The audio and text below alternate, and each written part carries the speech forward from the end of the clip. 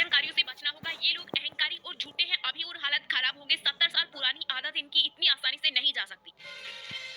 Cyclone Michaung Andhra Pradesh के तट से टकराकर आगे बढ़ा। 100 से ज्यादा ट्रेनें और 50 से ज्यादा फ्लाइट्स कैंसिल। पूरा चेन्नई शहर डूबा। 12 लोगों की मौत। चिप वाली किसी भी मशीन को हैक किया जा सकता है। चुनाव हारने के बाद कांग्रेस के वरिष्ठ नेता दिग्विजय सिंह ने ईवीएम पर उठाए सवाल। कहा, मैंने 2003 से ही ईवीएम के जरिए मतदान का विरोध किया है। रेवंत रेड्डी होंगे तेलंगाना के अगले मुख्यमंत्री। राहुल गांधी ने मुहर लगाई। 7 दिसंबर को शपथ लेंगे। इंडियन आर्मी में महिला अफसरों के लिए नई पॉलिसी बनाएगी आर्मी। सुप्रीम कोर्ट ने 4 महीने का दिया समय। प्रमोशन के मामले में दाखिल हुई थी याचिका। सर्कल पे अपनी कबड्डी टीम बनाओ और 1500 बोनस कैश पाओ। हार का हुआ साइड इफेक्ट। स्टालिन व्यस्त, नीतीश बीमार और ममता के कार्यक्रम पहले से तय। कांग्रेस के बुलावे के बावजूद टली इंडिया गठबंधन की आज होने वाली बैठक। 5 राज्यों के चुनावी नतीजों और लोकसभा चुनाव में सीट शेयरिंग पर होनी थी चर्चा। हरियाणा में बनेगी एप्पल मोबाइल की बैटरी। जापान की कंपनी 7,000 करोड़ का करने जा रही इन्वेस्ट। गुरुग्राम में फैक्ट्री लगने से 8,000 लोगों को मिलेगी नौकरी। लोकसभा में पेश हुआ जम्मू कश्मीर आरक्षण संशोधन बिल। यदि पास हुआ तो कश्मीरी पंडितों की 2 और पीओके विस्थापितों की 1 सीट संसद में होगी रिजर्व। संसद के शीतकालीन सत्र में गुंजेगा चक्रवात। मिचोंग और कतर में मौत की सजा पाने वाले पूर्व नौसैनिकों का मुद्दा। कांग्रेस ने दिया स्थगन नोटिस। सड़क दुर्घटना के घायलों का होगा केसलेस इलाज। केंद्र सरकार जल्द कर सकती है घोषणा। 4 महीने में पूरे देश में मिलेगी सुविधा। मानहानि केस में कांग्रेस नेता राहुल गांधी को बॉम्बे हाईकोर्ट से मिली राहत। 23 जनवरी तक बढ़ाई अंतरिम सुरक्षा।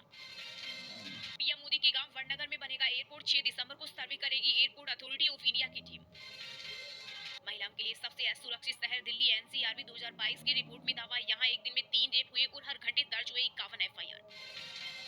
मैं सीएम पद का दावेदार न पहले था और न अब हूं। पार्टी मुझे जो काम सौंपेगी उसे ईमानदारी से करता रहूंगा। एमपी सीएम शिवराज सिंह चौहान का बड़ा बयान।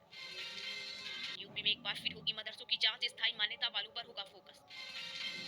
भगवान श्री राम के भव्य मंदिर की प्राण प्रतिष्ठा पर काशी के विद्वान पधारेंगे अयोध्या। 50 विद्वानों को भेजा गया आमंत्रण पत्र। एक देश में 2 पीएम 2 संविधान और 2 झंडे कैसे हो सकते हैं। जम्मू कश्मीर पर बोलते हुए अमित शाह का बड़ा बयान।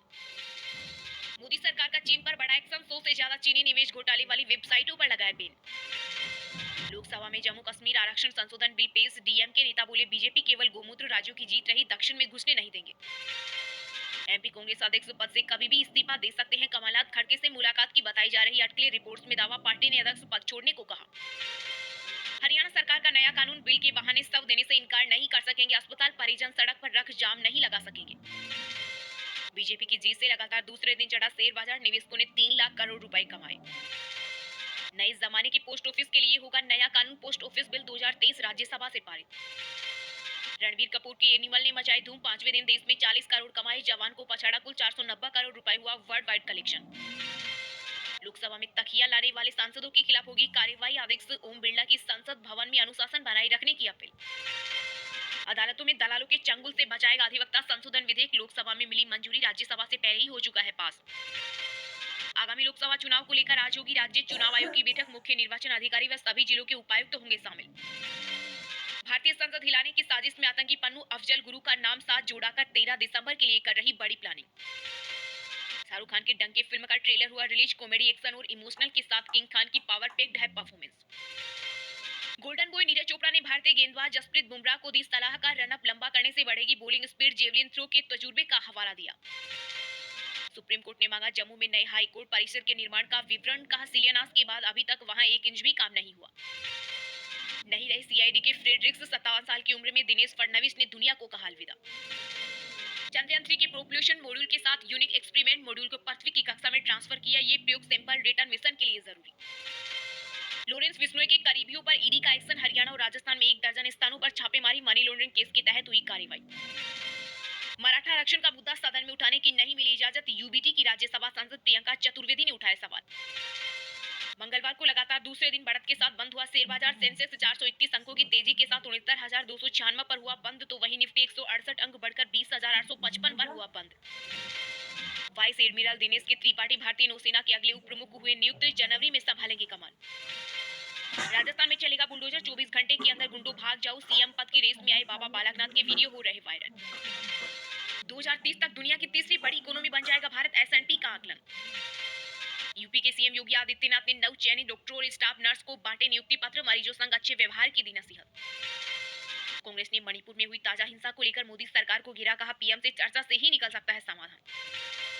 पार्लियामेंट्री बोर्ड तय करेगा मुख्यमंत्री का नाम, राजस्थान बीजेपी के प्रभारी अरुण सिंह का बड़ा बयान। तमिलनाडु में चक्रवाती तूफान में चोंग ने मचाई तबाही, मूसलाधार बारिश और तेज हवाओं से जनजीवन बुरी तरह प्रभावित। राजस्थान समेत सभी 5 राज्यों में आचार संहिता हुई समाप्त, अब सरकारी कामकाज और आम जनता से जुड़े काम पकड़ेंगे रफ्तार। कर्मचारियों का वेतन देने के लिए बायजू के मालिक ने घर रखा गिरवी, 20 दिसंबर को होगी कंपनी की वार्षिक आम बैठक। लोकसभा चुनाव में 29 सीटें जीतकर प्रधानमंत्री नरेंद्र मोदी को देंगे मध्य प्रदेश के मुख्यमंत्री शिवराज सिंह चौहान का बड़ा बयान। राजस्थान के मकराना के मार्बल से बना रामलल्ला का आसन अयोध्या के लिए हुआ रवाना।